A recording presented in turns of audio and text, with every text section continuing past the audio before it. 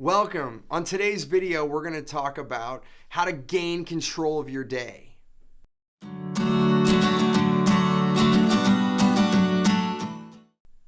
You know, I run across a lot of people and they feel like they're out of control in their day. They feel like they don't have enough time. I hear a lot of people say that. They're like, I wish I had more time. Was there 25 hours in a day? If anybody can give me one more hour, please sign me up. If you're feeling that way, like you feel like you're not getting enough done every day, then here's what I want to tell you. There was a time when I felt this way as well. There's a couple key things that I want to teach you right now. The first rule that changed my life was stopping at the end of my day and prioritizing the next day. So take time today to prioritize tomorrow. And what you're going to want to do, like at the end of any day, just put 10 minutes. So if you know you have to be done at 5 p.m. and you need to get out to dinner or whatever, then stop at 4:50 and go through what you're going to do tomorrow. What happened that day? What got done? What didn't get done? What needs to go on to the next day? And prioritize that day. This way, when you start the next day, you can get going right away. There's another thing that you get to do when you write this list for what's going on tomorrow. So the first thing is set yourself up so you can write a list for what you need to do the next day. The second part is I want you to look at that list and I want you to look at it and think of three things. Number one, what can I eliminate? What can I just get off the list? Like, are there things you're doing in your life that you don't really need to be doing, but you tell yourself you need to do it? Like, oh, I have to get the car washed today. Do you really? Like, is it really a priority? You're not going to know until you put the whole list there. And then you realize, damn, I shouldn't have got the car washed today. I could have got that done the next day, and I could have got this priority item done. So what can you eliminate from that day? Number two, what can you delegate? Even if you don't have employees, are there other people that you can have help you? Or maybe there's a joint venture out there that you can start giving some of the work off to. Look and explore. What can you do to get help?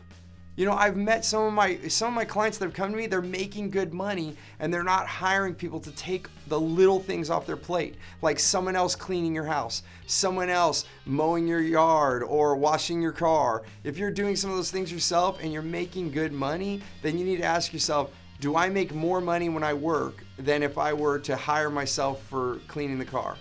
So if you're making $40-50 an hour, and then you're doing a $10 an hour job, you need to think about delegating that job and then get that out of your day. And then the third thing is, what can you automate? So if you're doing certain emails or different things that you can use software to automate so you're not working on those things, then you can focus on what you need to do and what is the priority.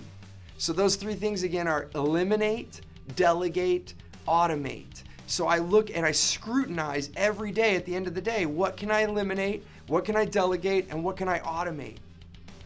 And some of those things you might want to have your coach or consultant, if you have someone, look at this and even look at your day. You know, it's one of the first things I do when I'm helping some of my clients gain back their life is we immediately look at their day-to-day and see what can we eliminate, what can we delegate, what can we automate. And once you do that, you can go back to the list and then prioritize what's left for you to do. And here's the key thing. Put the highest priority right at the top. And when you start that next day, you get the highest prioritized item done first. Now it's out of the way. And if that is a higher priority because it makes you more money, it helps grow the business, whatever it is, I want you to focus on that. So just by doing this and making it a habit at the end of every day, you do this analysis, you're going to have much more success every day. And you're going to get better and better at it every day, every week that goes by and every month that goes by. As you get used to prioritizing your day in this manner, you're going to start gaining your life back. Because here's the key thing. You control your time. No one else. No one else controls their time but you. Even if you have clients or a boss, this is the last piece to the advice, is that you need to set the right expectations. So if something's going to take a certain amount of time, set that expectation. If you're not going to get that done tomorrow, set that expectation. You know, another thing I see a lot of my clients before they've worked with me, they're letting other people dictate when things need to be done. So you need to really question, when do you really need this? Is it next week or is it tomorrow? because sometimes you can put that off to the next week. Sometimes you just need to get it done right away. But the most important thing is to know and then prioritize off that. Don't just assume and plop something on your calendar and then find yourself doing extra work that you didn't need to get done, and now your priorities are out of whack. So in a summary, you want to first write down what you're going to do the next day. Number 2, you're going to look at what can I eliminate, what can I delegate, and what can I automate, so you can get some of the stuff off your list.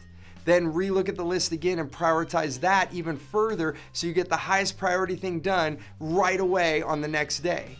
And I promise you're going to gain more of your life, you're going to be more productive, and you're going to have more results in your business and in your life. So go out there, start doing that every single day.